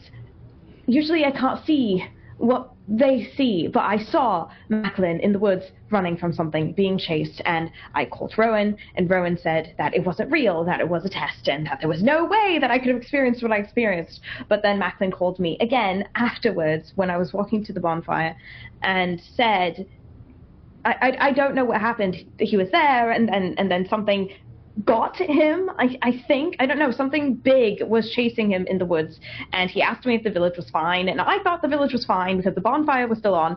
But Rebecca, I don't know if she was real or if it was part of the test, but she was in the village, and she was asking me for help, and she said that someone had her, a shadow man had her in the house. I don't know. I don't understand. I thought the tests weren't real. I thought everything was supposed to be fine. Where is everyone? I've got a distinct feeling that the tests are real. And that's when you hear a scream coming from the village, a young girl, clearly Rebecca, screaming for help. Fuck. Lucian's gonna turn heel and run back to the village without really saying much to either of you. I feel like Grayson's like in trousers and like a bra and like suspenders and bare feet and just is hauling ass after. And the scarf. DANAI is still kind of naked, but she does have her clothes in her hand. She walked out of that cave with her clothes. She just hasn't put it on yet. So yeah, it's fine. You run back towards the village. It's empty, quiet, dark. You don't see anyone. You make your way towards Maxwell's house. And as you do, you hear a scream again from Rebecca that is cut off. Oh dear. I'm just gonna go into the house. I'm just gonna walk into the house. I'm just gonna walk into the house. The rest of Bad idea. Hitching up the scarf and like covering myself as best I can and going in the house. At least putting the skirt on and just hiking it up so she isn't indecent in front of a child. Like a and then she'll tube go. dress? Like, Yeah, like a tube dress. You walk in, you find the house is a bit of a mess. The table's overturned, the chair's on the side. You see Maxwell lying on the floor. There's a bit of blood seeping out from under him. You see Rebecca in the corner of the room, hunched down, screaming, crying, and in front of her is what appears to be a living shadow in the form of a man. He's got wild hair that sort of moves up, and when you walk in, this shadow that is like as if someone had cut out the world in the shape of this man, and it looks like he's holding a knife or something. He looks over his shoulder at you, and you can see he's got these glowing red eyes. What do you do? Hey!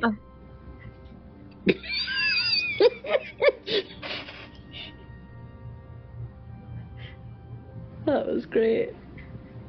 You, Grayson, know what this is.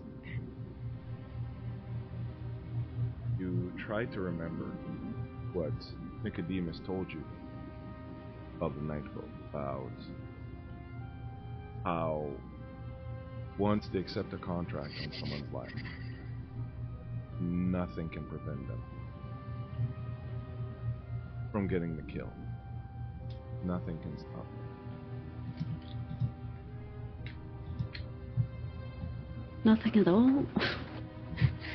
Not even a little. The three of you are there. It's looking at you over his shoulder at its shadowy night. Rebecca is crying. What do each of you? I look around. Is there anything nearby that I could like hurl at this thing to like cluck it in the hand to disarm it? Yeah, sure. There's a kitchen. You could grab. There's a kettle that's right. Yeah, I'm gonna fling a kettle. What are the rest of you? It's a shadow, right? So, gonna turn on a lantern. gonna strike a match. Strike a match. You know, turn on light. I'm gonna turn on. Well, you know, Grace is back now, so it doesn't seem like as much of an issue. The rabbit's back, so I'm gonna turn on the light. Thanks for the raid, Phoenixy Wacky. What's up, John? How you doing? Hope you had a great stream. Thanks for coming in. Really appreciate you. Doing well, man. You're doing well. Cheers for coming in, mate. And what are you going to do, Ava? She's weaker, so I think she's gonna just like kind of rush towards Rebecca and like try to at least shield her. Like at least be a barrier between her and the shadow. You rush forward. You throw the kettle. Your throw is... Give me an agility and precision roll. Okay. That's for me? Yeah. Okay. Agility and precision. You're And I need 6s or above. Yeah. I'd like to throw in a karma point and tell me what I add to that, because... Yeah, so if you're going to your karma points, so your agility is D12, your precision is D6. Since D6 is your lowest die, you will get an additional die of that. An additional D6. Sounds great. Here we go. I only got 1 success. That's still a success. I know, but... You need 1. Your throw is very accurate. The kettle spins through the air, goes right through the shadowed hand, and goes to clatter on the ground nearby. The shadow turns back and lunges towards Rebecca. DANAI jumps in front of her. The shadow blade digs into DANAI's shoulder. Didn't I just knock the blade out of its hand? No, it went right through the shadow. Oh, it went through. I thought it caught it and caught the knife. I went through it. And as the blade sinks into DANAI's shoulder, Lucienne turns on the lamp. Yeah. I do that. What happened?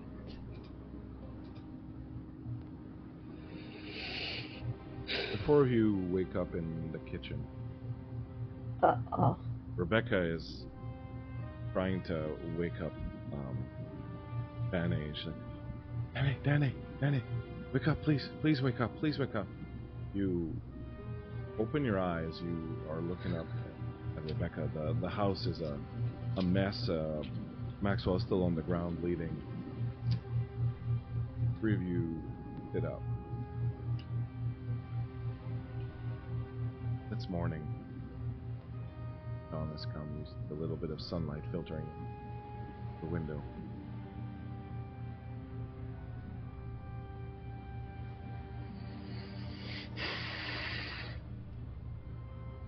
Is everybody alright? Am I still wounded? You are not, in fact, wounded.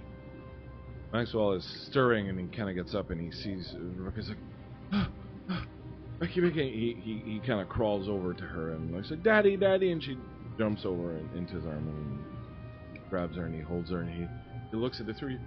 What the fuck happened?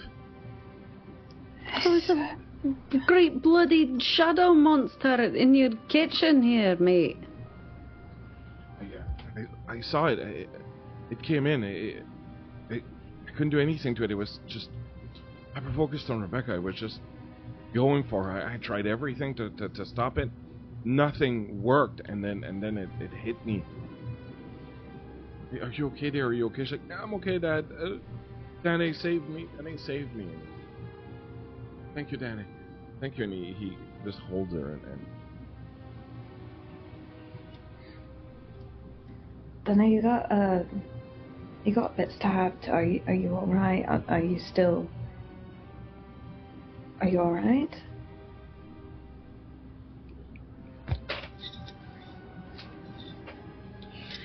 I mean, it looks like I'm alright. I feel like that worries me. Not that I, I would prefer you to not be stabbed, but I did. I know I scare you, but that's quite harsh even for you. No, I mean, I saw you get stabbed, and now there's nothing. Oh yes, I felt it. So I understand, but I don't understand though. We were in a dream, but then we weren't. But it also seemed like we were. We need to see if people are here, back. I don't. Lucian's gonna stand up, and she's going to walk outside the house. As you stand up in the ground, you realize it's not sunlight that's coming in. The light is pure white, like it's not sunlight at all. And when you look out, you can still see that it's night out. But there's this extremely brilliant white light that's moving to shadows. What the hell? Remember someone telling you something about the light. Remember someone telling you that night is for darkness. That anything that is light is probably. I think we should stay inside the house, actually.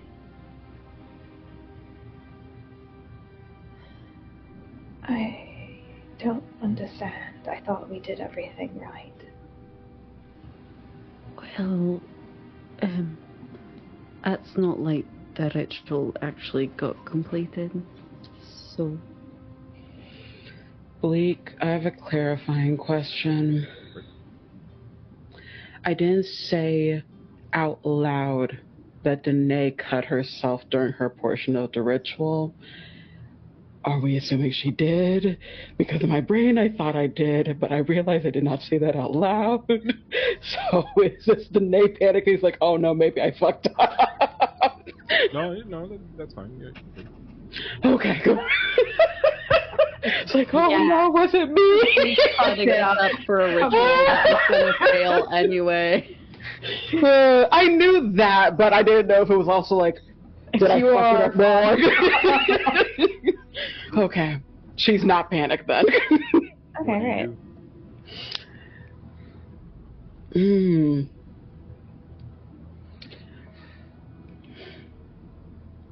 The joke answer is if she does not actually have all her clothes on and just still the dress, she will fully get dressed now. And I think make tea. I think just make tea. There's still that light that's moving outside, like something is walking. Like not paying attention to that right now. I'm not doing that.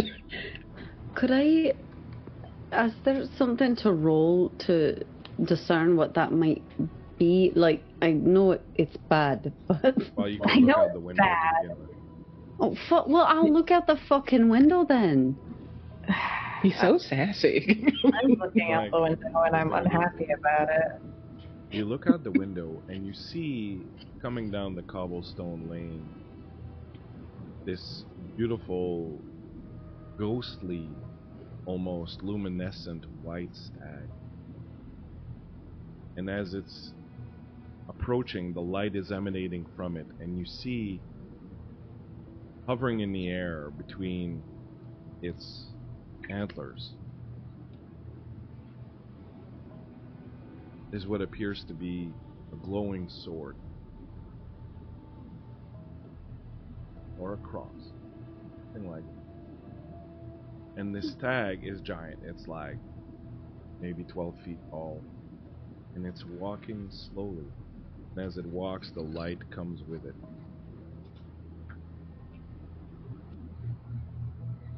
It stops in front of the house where you... Of course it does. Of course it does. Head turns slowly and swivels and looks towards you.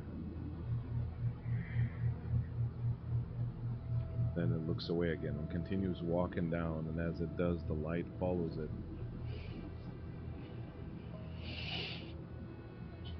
The street falls back into darkness.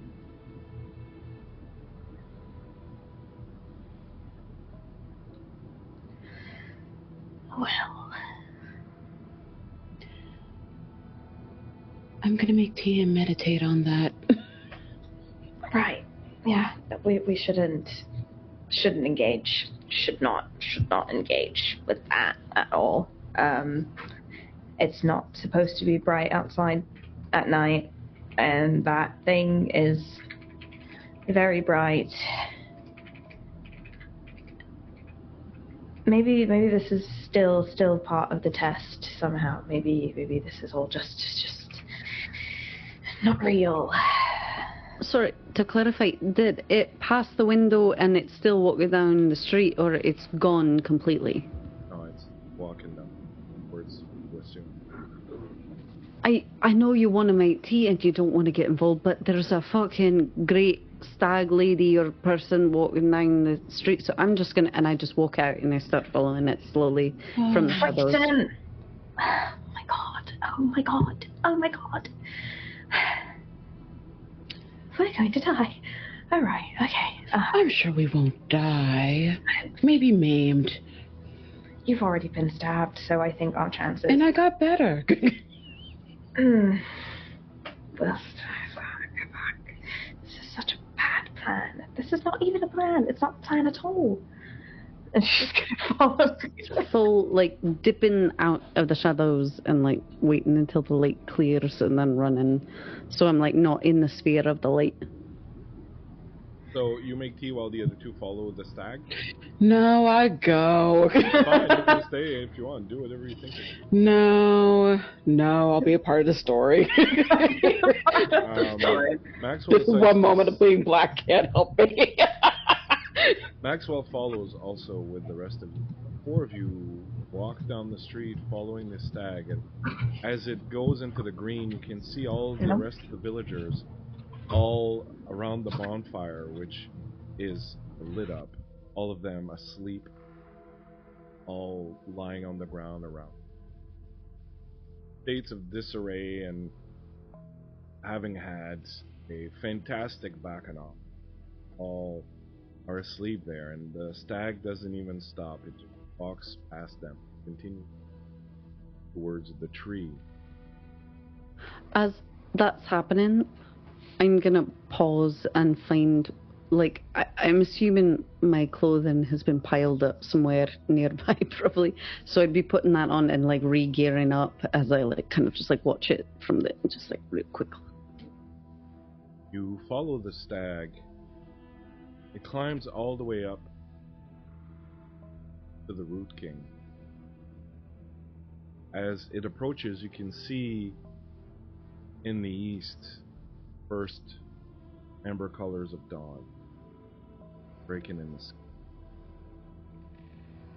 Stag approaches the tree and bends its head, walks in.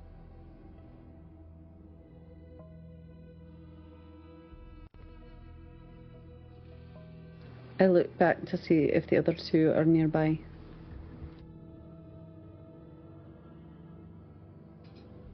Very shortly after, but we're joining you. Yeah, I think Lucienne probably, when she saw the bonfire lit again and the people back, felt like this enormous sense of sort of relief, and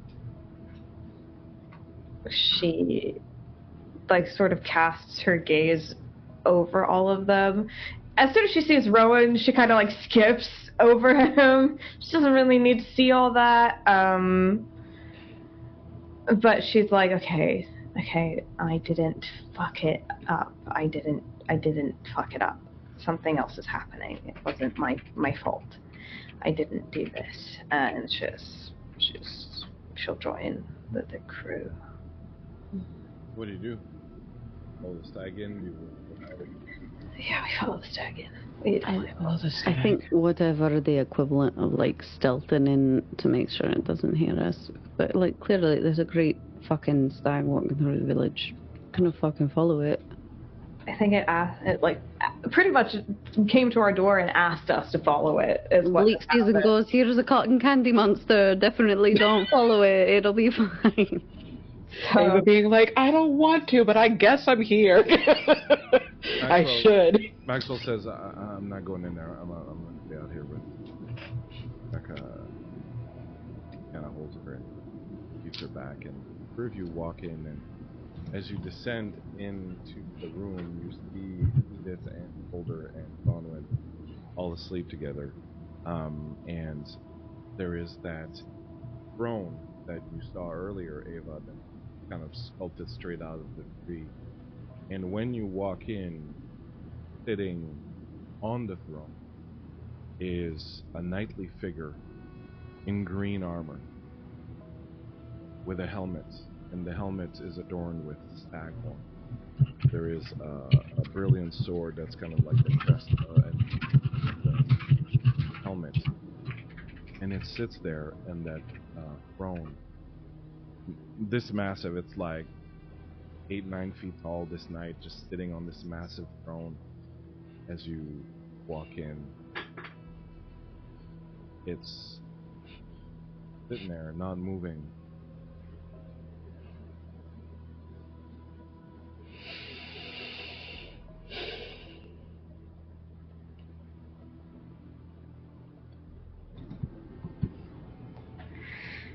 This feels like your area.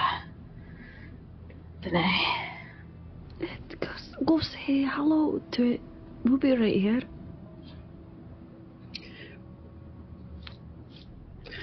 Oh, I guess it is me. Yeah, it's you. It's definitely you. I mean, you're a warden, and this is more outside of what I usually work in. I'm not a fucking knight. Okay. She slowly approaches, doing her damn best to not try to make eye contact, very head bowed slightly.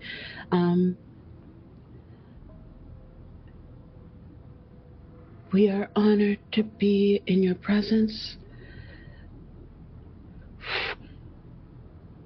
We followed the stag as it not commanded, but suggested, and we are here to bear witness to you.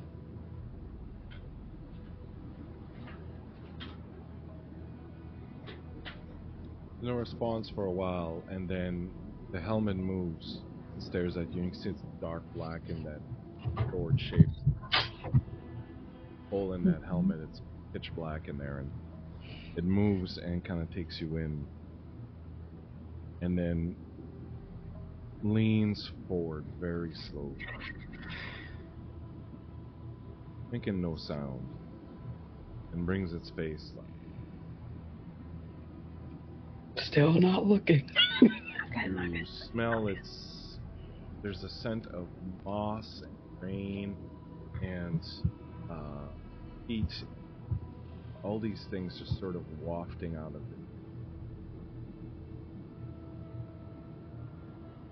And the knight says, "King return." Then you hear Rebecca screaming out. Hear Maxwell. "Wait, no! Rebecca! Rebecca! Help! Help! Help me! Help me! Rebecca!" Oh, fuck. I think you got it handled in here, DANAI. I'm gonna go. Yeah, that's fair. That's fair. Help our friend. You rush out, and as you do, you see Maxwell on his knees on the floor begging and crying. And you see these branches have come down from the tree and wrapped around Rebecca and lifted her up. And as you watch, the branches and these vines circle and envelop her completely.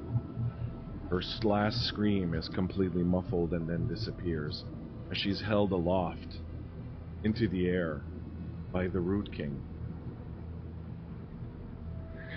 That, my friend, is where we're going to end. Chris. You do this every time. You do this to us every time. Why do we come back? Why do we come back? No idea. Take me with you.